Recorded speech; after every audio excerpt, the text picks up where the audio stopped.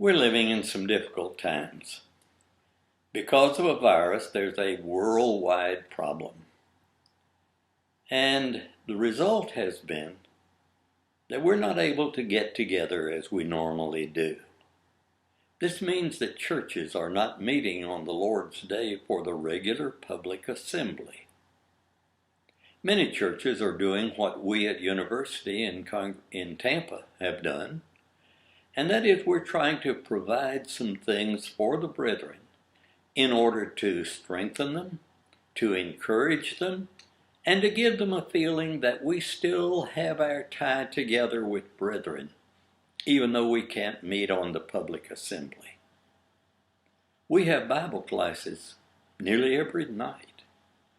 This is done online, and brethren at home participate in the Bible classes. And on the Lord's Day, a small group of our men go to the building and they go through a worship service online. Singing is done by previous recordings, and then prayers, the eating of the Lord's Supper, and a sermon. While the supper is being eaten, a number of our brethren participate at home in the eating of the communion. This raises a question in the mind of some. Is it scriptural for someone to eat the Lord's Supper outside of the public assembly? They remember passages like Acts, the 20th chapter, upon the first day of the week, the disciples met together to break bread. And 1 Corinthians 11, when you come together in the church. And they conclude that you cannot eat the Lord's Supper except in the public assembly of the brethren. Let me hurriedly say, if that is your conviction, then you should not eat the Lord's Supper except in the public assembly.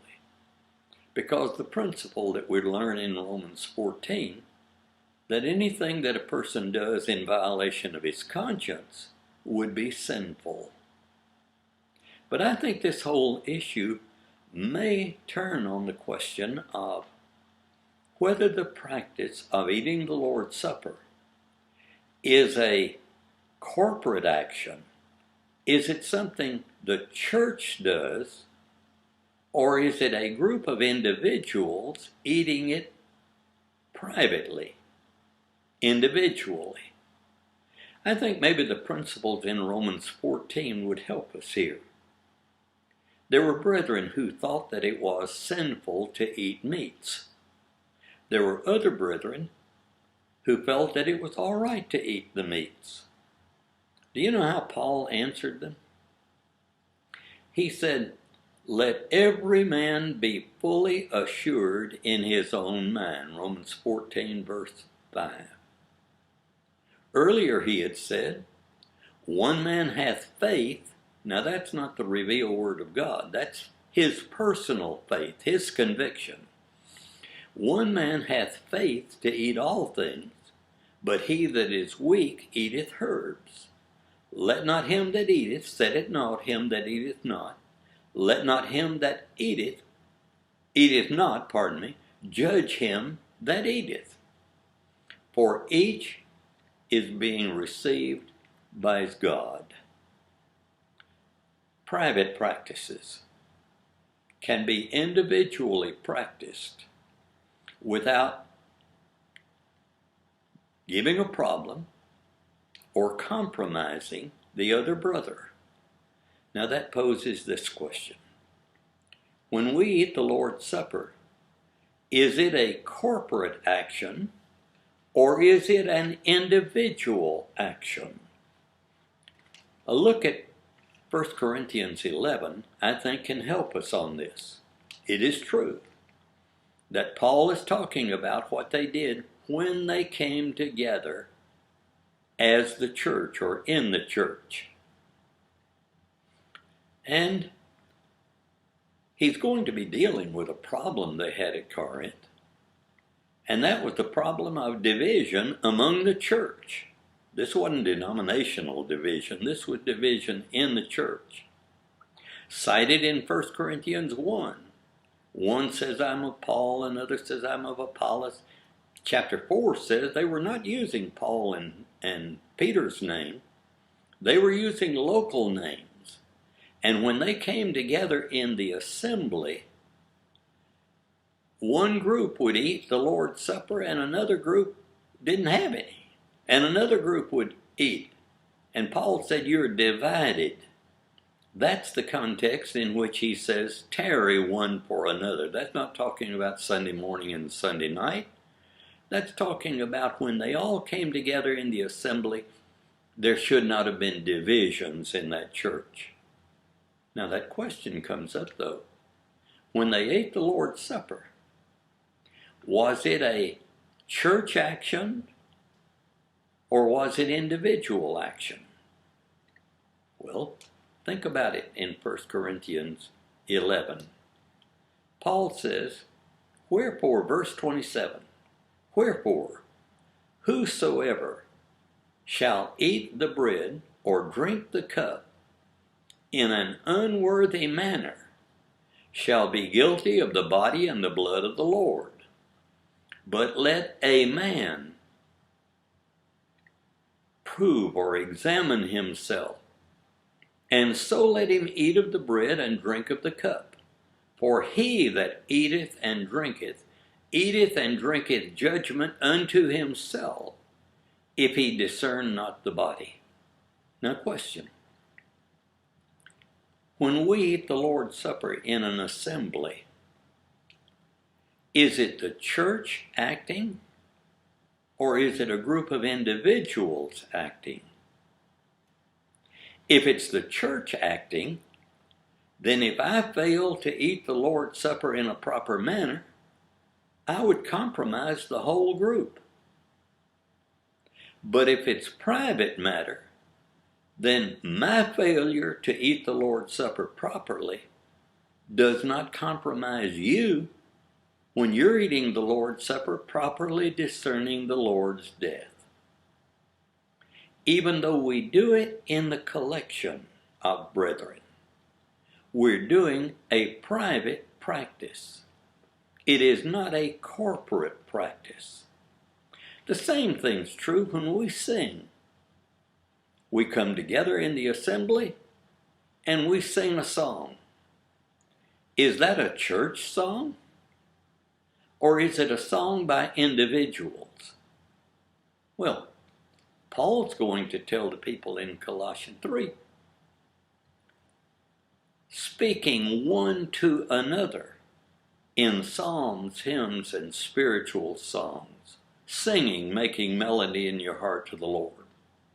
When we sing, we're individually singing our praises to God. We're doing it at the same time others are. We do it in a group, but it's individual action. Think of the consequences if this is deemed as a corporate action. If it's a corporate action, then my failure in the eating of the Lord's Supper or my failure in the singing of the hymns would compromise the whole group. But if it's individual action, each man will give account of himself to the Lord. Pardon me. Private practice, not group practice. I don't know of anything that is done by the congregation that is corporate except what is done with the collection. Each of us is responsible to give as we've been prospered. But once the collection is gathered, it's no longer my money. Often we hear people say, it's the Lord's money. Well, no. Really, it's the church's money.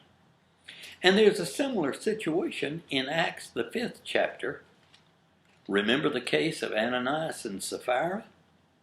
When they had lied and tried to imply that they were giving the full amount of the property that they had sold? Listen to what Peter says to Ananias in chapter 5, verse 4. While it remained, did it not remain thine own? But after it was sold, was it in thy hand or in thy power? He gave the property to the church. It was no longer his. While it was his, he could do with it as he chose. But after he gave it, it became the property of the group. Our collection is group money. So if you take money out of the collection to support human organizations or other things that are not scripturally authorized, it compromises all of us.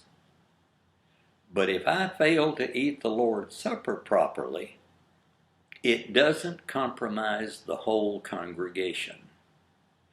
If my singing is not proper, it doesn't compromise anybody who's sitting next to me singing properly. There's a difference in corporate action and individual action. Even though we eat the Lord's Supper together on the Lord's Day, it is a private practice. So Paul says to them, let a man examine himself, and so let him eat. He that eateth and drinketh in an unworthy manner eats and drinks condemnation to himself, not to the congregation, not to the group, but to himself. The Lord's Supper is a private practice. We do it collectively, but it does not become a collective action. It is still a private practice. I know that there is no single passage that tells about somebody eating the Lord's Supper by himself. Maybe Revelation 1 and 10, when John says, I was in the Spirit on the Lord's day, might indicate that John, there in exile, was in a special time of worship to God on the Lord's day. We don't know. And I wouldn't argue that it did. But if I eat the Lord's Supper myself privately, it doesn't compromise anyone else. It's a matter of my worshiping God. Stop and think a minute. If the only way I can eat the Lord's Supper is for it to be in the corporate group of the church, then my private worship to God is dependent on other people. It makes it dependent on the church. It means that only by the church function can I remember my Lord's death in the way that he taught me to do. What's the difference in that and the Catholic view? That the church controls all the sacraments, and only the priest can administer. Church function and individual function should not be confused. I love my brethren. I love to get together with them. I like to worship with them. And my worshiping with them is more than the eating of the Lord's Supper. The writer of the Hebrew letter tells us that we're supposed to exhort one another and encourage one another and support one another by our participation together. That's the sense in which Paul said, not forsaking your assembling together as the manner of some is. That was not talking about a person who's sick and can't meet the Lord, or can't eat on the Lord's day. He's talking about the practice of assembling And why were they needing to assemble? So that they could admonish and strengthen and support each other. We do that in our study. We do that in our prayers. We do that in our singing. We do that as we participate together in the Lord's death. But brethren, ultimately, all service to God is individual, not corporate. Keep your conscience. If it bothers you to eat the Lord's Supper outside of the assembly, then you should not eat it. But don't condemn brethren who do so, because they are privately doing what they think the Lord teaches that is to be done in memory of the Lord's death. Corporate service and individual service should be distinguished. May God bless us to get through this troublesome time. I'm anxious to be back with the brethren and to participate together with them. May God bless us until that time comes.